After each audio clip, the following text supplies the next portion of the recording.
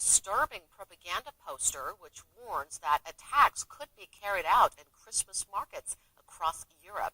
It comes on the heels of Friday's deadly attack in Egypt, where the attackers were seen carrying the terror group's black flag. Noara reports. Despite losing its territory in its self-proclaimed caliphate in Syria and other strongholds, IS is very much present elsewhere in the world with a strong following. This was seen on Friday when terrorists carrying the IS black flag attacked a mosque in Egypt, killing at least 305 people, including dozens of children. The attack brought worldwide condemnation, including from Europe, where security concerns have just been heightened. IS released a sick propaganda poster with a menacing hooded figure looming over Santa Claus, with London's popular Regent Street in the background.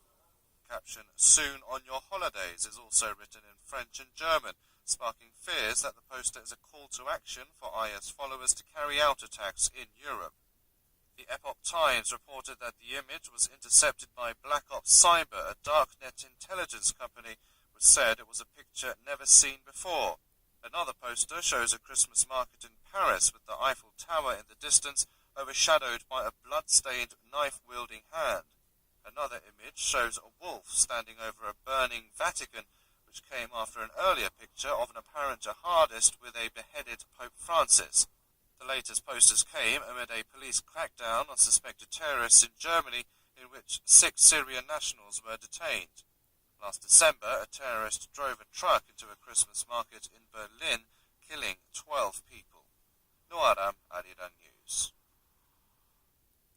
After families enjoyed a turkey and pumpkin pie on Thanksgiving, shoppers turned to Black Friday, one of America's biggest shopping events. But while Black Friday shoppers used to wait in long lines hours before stores opened, this year the trend seems to have changed a bit. Our PeoyChang reports. This year's Black Friday sales in the United States climbed to an all-time high thanks to a massive boom in online sales. According to Adobe Analytics, which analyzes transactions at the 100 largest U.S. online retailers, customers spent a record high of $5 billion on Black Friday alone.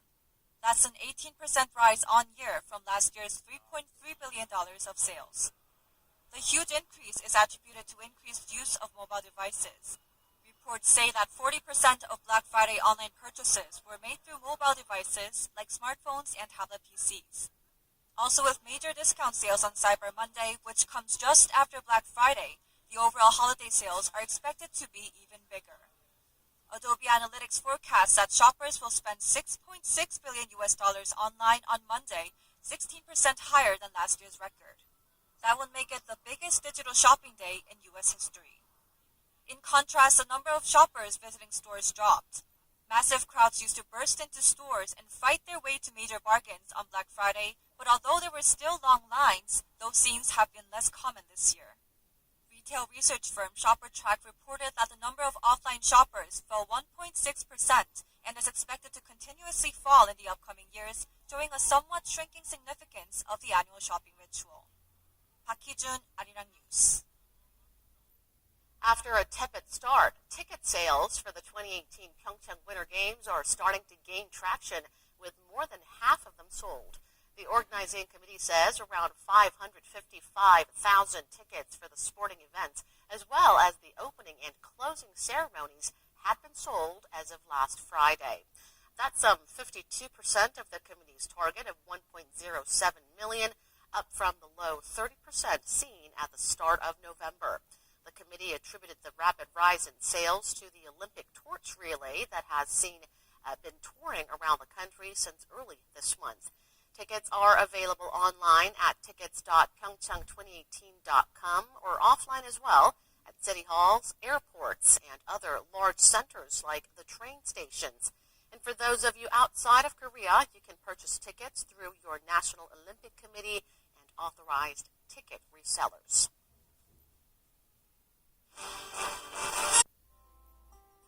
The city looks like a concrete jungle with more buildings than green.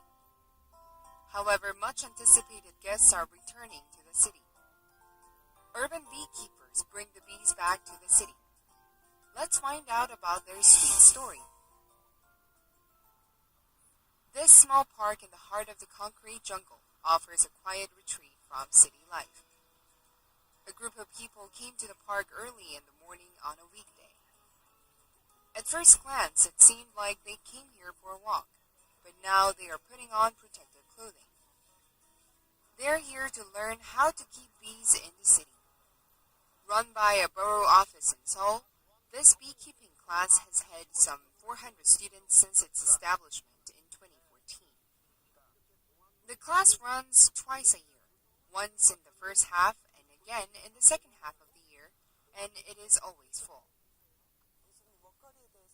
I've always been concerned about food safety and was unhappy about the watery honey that I recently purchased. Therefore, I took part in this class to learn more about honey. Some of them want to make their own honey, while others hope to take up beekeeping professionally in the near future. Although they are all here for varying reasons, they all have a shared passion. The importance of honeybees in our lives made me think that urban beekeeping deserves more attention. Each class runs for 6 months, and the students get to harvest honey as well. The class produces an average of 500 kilograms of honey every year, boosting the local economy. This bee farm is used as a medium to increase the bee population, preserve the ecosystem, and offer practical training for students.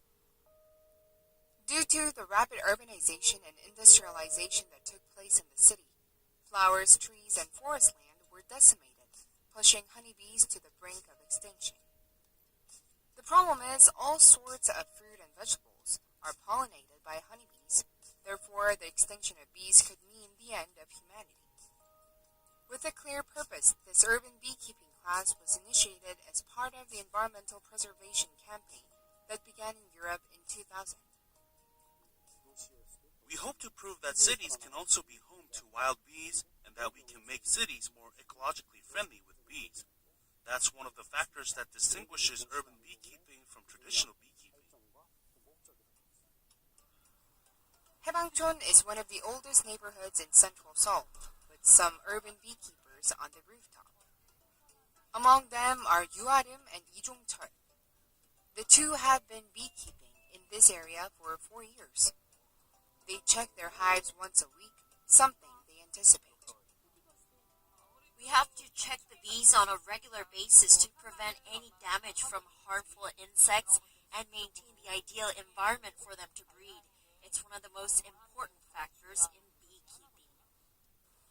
Now they know how comfortable or uncomfortable their bees are just by the buzzing, but things were very difficult in the beginning. We have faced many unexpected challenges since we started this bee farm. For example, bees died all of a sudden and the weather was unfavorable for beekeeping at times too. In particular, the public's general fear of bees is an ongoing challenge. But that fear is derived from a general misunderstanding of honeybees. As opposed to predatory wasps, honeybees rarely attack unless they are in danger. In an effort to break down that preconception, the two started collective beekeeping with their neighbors this year, in which they had to build another bee farm in the neighborhood and provide adequate instruction. People are generally scared of bees, but they are beginning to understand the importance of bees to our environment. Now that we can organize many events related to bees here in the city, public perception toward bees is changing. This neighborhood is located at the foot of Namsan Mountain, where wildflowers are everywhere. However, since the habitat is located in a residential area, the urban beekeepers sowed some honey plants for the bees. We try to plant flowers or trees whenever we can. Bees will benefit from those plants, and so will humans emotionally from watching flowers bloom and plants bear fruit. Creating a good environment for bees is the first and most important step to creating a good environment for humans. What needs to be done for these urban beekeepers to revive the urban ecological system? I hope to build more bee farms in places like schools so that we can keep bees close to the public, especially children. Urban beekeeping protects both the city environment and bees. All eyes are focused on this sweet strategy to preserve the city as well as its potential.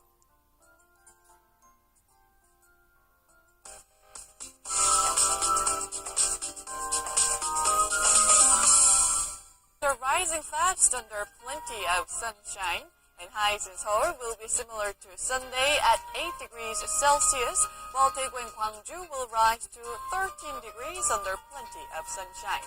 And there shouldn't be any major cold snap this week, but things will get colder as we head into the weekend. And winter is well underway here in Korea, and soon the nation will turn into a winter wonderland, along with various fun winter festivals. And according to the weather agency, this winter is forecast to be relatively milder than usual. With that, let's take a look at the international weather for viewers around the world. Well, many regions in South Korea will see double-digit afternoon highs under mostly sunny skies. Most of North Korea will have colder temperatures along with sunny skies. In fact, major cities in Asia will be under mostly sunny skies with highs ranging from the single-digit to the 30s depending on the region. Meanwhile, those of you in Sydney, you're going to have a wet Monday, and it's going to be humid day with thunderstorms at times. And heading to North America, LA and Mexico City will have a mellow start to the work week at 22 and 20 degrees Celsius respectively. And as for South America, Bogota will have bright skies for the first half of the new week, so enjoy the sunshine before showers return. Taking you to Europe, those in Rome and Madrid will have highs in the low teens under clear skies. Lastly, to Africa, Monday will be unseasonably warm in Cape Town, with highs reaching up to 27 degrees Celsius. And that's all the weather update for now. And that brings us to the end of our show. Thanks for watching, and I hope to see you again right here, same time tomorrow.